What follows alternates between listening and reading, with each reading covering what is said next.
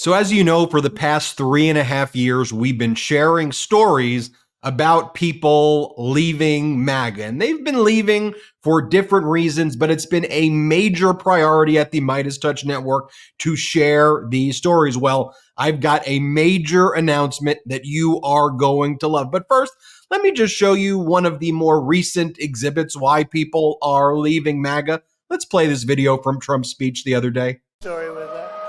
Did she get the questions? You think?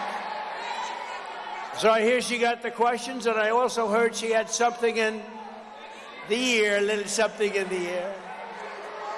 No, Kamala, do this. Say it this way, Kamala. Okay, be quiet. Too many people watching. The shtick is running thin right there. What do you say to Republicans who are leaving? He says they're being compromised by China and they're in China's pocket where Donald Trump has secret Chinese bank accounts. Well, who better to talk about leaving MAGA than the leader of the organization leaving MAGA? We've got Rich Logis joining us. I'm sure you know Rich's speech at the Democratic National Convention, which was incredible. I'll show you that in a little bit. But the Leaving MAGA organization will be doing a number of videos right here exclusively for the MeidasTouch Network, sharing the stories of people like Rich who have left MAGA, the reasons they've left MAGA, how you talk to MAGA relatives who may want to leave MAGA. Let's bring in Rich Logis. Rich, welcome to the MeidasTouch Network for this video and for the numerous videos we're going to be doing from now until election and then hopefully thereafter, because we've got a lot of work to do. So welcome. Ben, thank you so much. It's a little surreal to hear you introduce me about coming to collaborate with you guys here at MeidasTouch Network. When I was in MAGA, if I had met you and anyone at the MeidasTouch team, I'd have said, just like what Trump said about Republicans for Harris, these guys are the existential enemies against all of us in MAGA.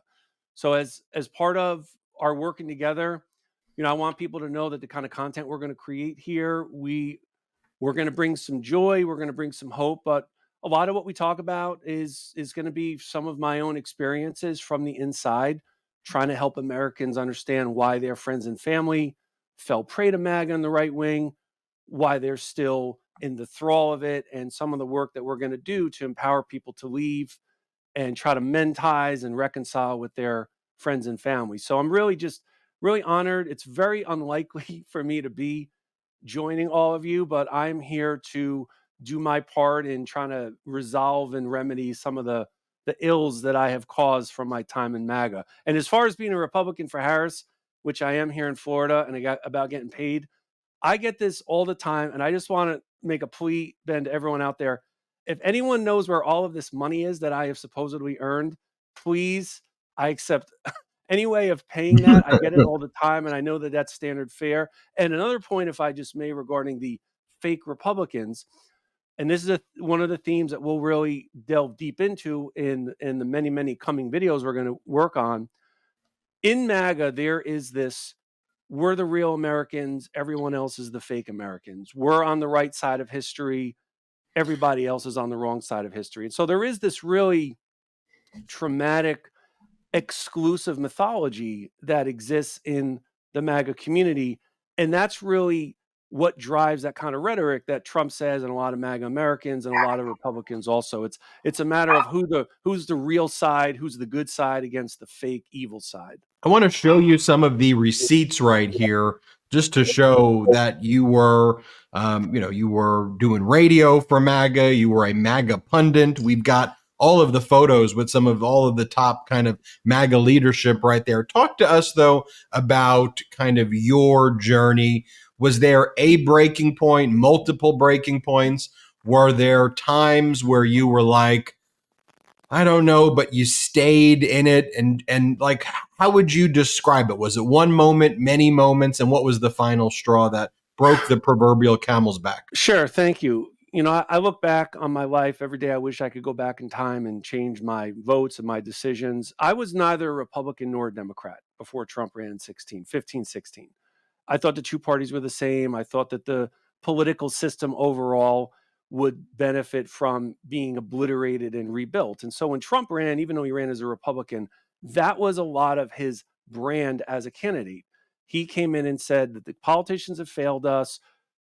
They don't represent us. Let's take a flamethrower to this system. Let's change the ways. And though I wasn't immediately enamored with the campaign, I found myself nodding along in agreement quite often. And it was very early in 16 when I decided to just jump headfirst into the campaign. I was working as a volunteer. I helped write part of the call script. In fact, the line that I contributed into the call script was, "Let's make history and elect Trump." And I did other grassroots work also, like phone banking, showing people where to get registered. So after we won in 16, I didn't just walk away. We were validated. All of the taking on the world and defeating the world, validation was there. And so during my time during when Trump was president, I was a pundit. I was writing freelance articles for The Federalist and American Greatness, American Thinker, WND. I was doing my own professionally produced right-wing podcast. I was an aspiring MAGA pundit. And after the 2020 election, I did not think the election was stolen. And I always mention this because I think it's an important part of my own MAGA odyssey. It was about 6 months after January 6th, here in Florida, where I've lived for many years. It was actually Ron DeSantis who was the catalyst for me for leaving MAGA. And if we recall, in the summer of 21, there was the Delta surge. Kids were getting sick. Some kids were dying. Children's hospitals were overflowing here. Ron DeSantis, I thought at the time, in fairness, was pretty good on the pandemic. He was relatively drama-free. He was visible. I thought that he showed a lot of mature leadership. And in fairness, I still think that to this day. But when all of a sudden he started having people at his press conferences talking about the vaccine changing your RNA, that's for me when my doubts commenced and my first initial emotions of feeling really confused. And after that happened with DeSantis, I did something, Ben, that I did not do for years while in the MAGA community, which was I diversified my news and information sources, because my diet was strictly the kinds of sites I wrote for, really, really far right-wing news, media, and opinion. Once I started to move out of that bubble a little bit, started to find sources other than the right wing, I decided to delve a little bit deeper also into January 6th. Now, I did not support what happened that day. I didn't go. I wasn't invited. I knew people who had gone. Even if I'd been invited, I would not have attended. But I thought that January 6th was hyperbolized into this event by Democrats and anti-Trump Republicans as something as a much bigger deal than it really was. I had been at events where the Proud Boys were there. I'd been at events where Roger Stone was. I had a private dinner one time with Roger Stone sitting right next to him. But I thought that these people, these groups were really just hobbyists. And then I came to discover that actually that was not the case, and that they were well-funded and coordinated. And perhaps worst of all, they had the blessing of the most powerful person in the world. So you have Ron DeSantis, and then you have January 6th. There are a couple of other moments, Ben, in between that summer of 21 and 22. Another was, if we recall back in February of 22, the Republican Party, not Republicans, not conservative Americans, the party itself said that the insurrection was legitimate political discourse. And then 3 months after that, there was, for me, what was really the final straw in all of this, which was the Uvalde school shooting. So I went through this year time of this internecine, personal, political, moral tug of war, because it wasn't just that these moments happened and I said, okay, that's it, I'm out. It was, to paraphrase the American writer Ernest Hemingway, my personal and political epiphany happened gradually and then suddenly all at once. So there would be moments when I was having these doubts and I was second guessing my support for Trump and MAGA and DeSantis. But then I would see a photo, for example, like the ones you're going to show, where I'd be at events, or I'd be at Mar-a-Lago, or I'd be talking to some of my fellow MAGA Americans. And so I was ping-ponging a lot, just emotionally and politically, on what to do. But increasingly, my conscience, the alarm would not stop sounding. And it was, first, I left privately. I didn't really tell anyone. But then I decided that I wanted to publish a mea culpa. And I wanted to do it publicly because I was always very, very public in my support for Trump. So on August 30th, 2022, I published an apology in which I said I was wrong to have supported Trump and MAGA and DeSantis. I acknowledged my mistakes, and I wanted the world to know that because of just how devoutly I had supported Trump and MAGA. And the God's honest truth of this, Ben, is this. When I wrote that on August 30, 2022, I actually never thought anybody would care. So we just celebrated what I call my leaving MAGAversary. So it was my 2-year leaving MAGAversary. And I guess one of the gifts of that leaving MAGAversary is a chance now to work and collaborate with you guys in the team here. So all of those events between January 6th and Ron DeSantis and Uvalde, it led me to a point where I said I could not defend the indefensible and justify the unjustifiable any longer. As you went through that journey over the past, 3.5 years or so, over the past 3.5 years, as MeidasTouch began to grow and then that growth rapidly accelerated, what I started noticing was that thousands, then tens of thousands, and I haven't counted it, but potentially hundreds of thousands of former Trump supporters would share their stories with me, and they would say why they watch the MeidasTouch network, what appeals to them, these broader ideals and principles, the fact that our patriotism here is not just in the slogans, but showing what we can do to help Americans. And people would share with me their breaking points. So the growth of it kept on going. So I started reading the stories. And so I created what was called a mass exodus series of people leaving. And then that grew. And then we saw that become a major theme at the Democratic National Convention when you spoke. Just to remind everybody what you said, I just want to show everybody that clip. Let's play it. My name is Rich Logis. I live in Florida. And until 2 years ago, I was a full-fledged member of MAGA. I believed Trump.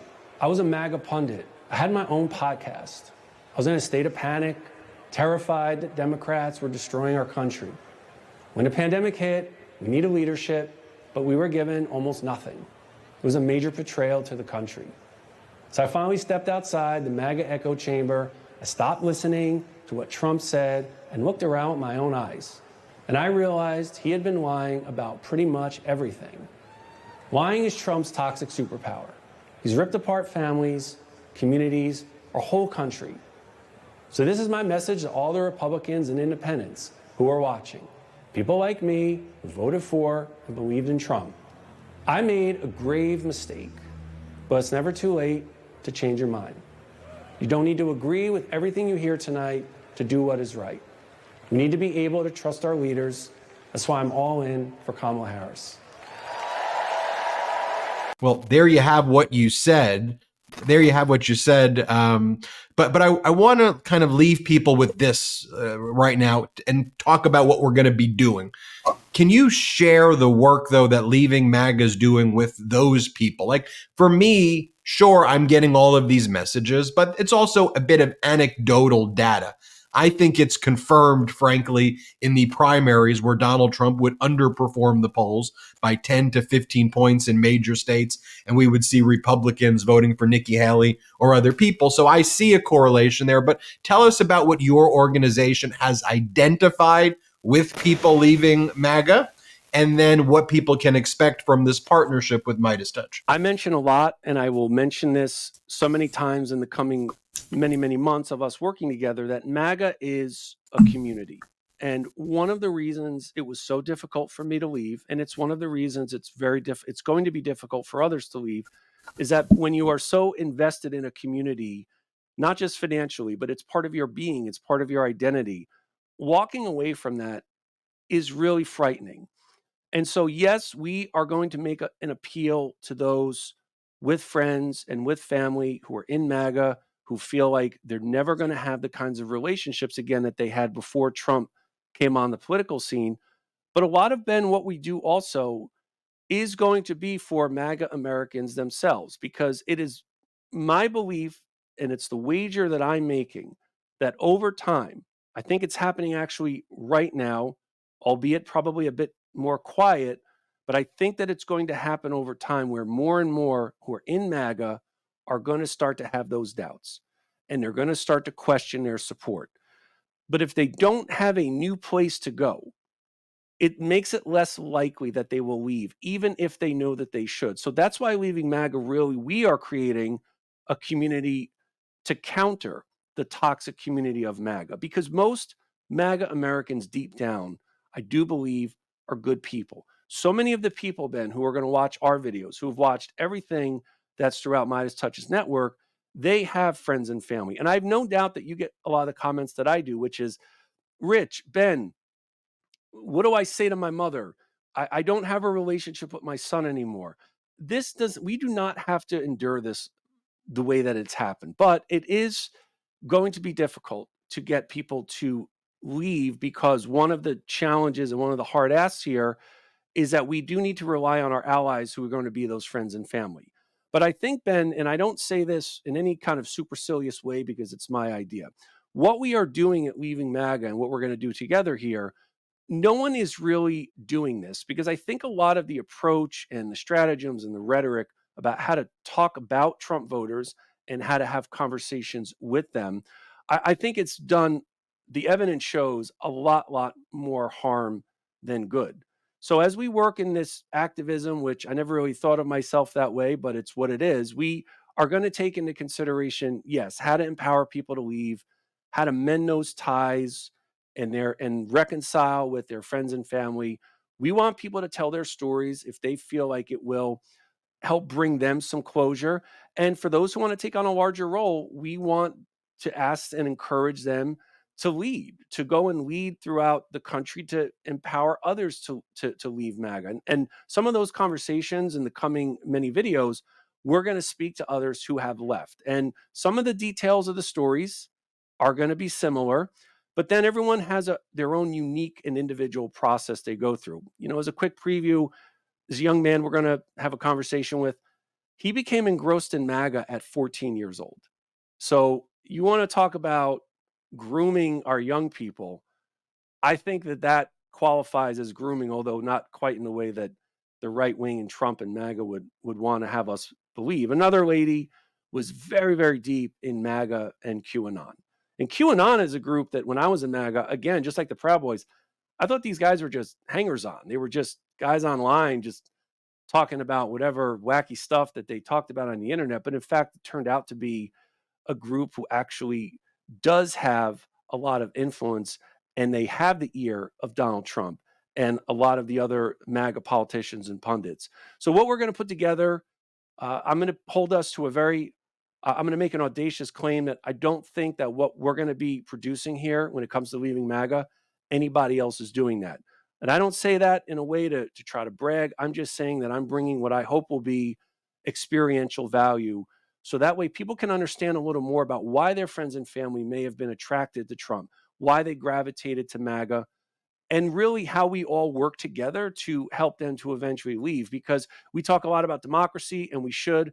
Well, I'm going to say, Ben, it's going to be very hard long term for America to sustain our democracy when you got tens and tens of millions of Americans who are at odds with their closest friends and family and are estranged from their loved ones. So what we're going to do here, it's really going to positively change the country. I believe that. Even on the scale we've done right now with the platform we've had, I'm seeing the positive change. I see what we're going to do here is it's really going to contribute to that joy and to that optimism that I think people are starved for. I think Americans, especially those with friends and family in MAGA, they want a reason to believe.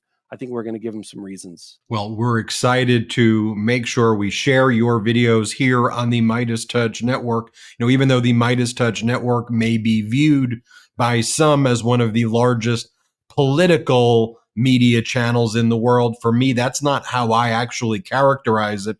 To me, I view this as principles and values, and that is all about patriotism, but it's also about the basic human condition of just treating people with empathy, lifting people up and not punching down, and trying to just improve all of our lives. So the audacious goal that you talk about is really how we mend fences, bring Americans together, and recognize that we're citizens of America. We're also citizens of the world. We want the world to be a better place, this country to be a better place, and we want to leave a better world for future generations. So excited to announce this, are working together here on the MeidasTouch network. We're excited to have more videos, share more stories of people who are leaving MAGA.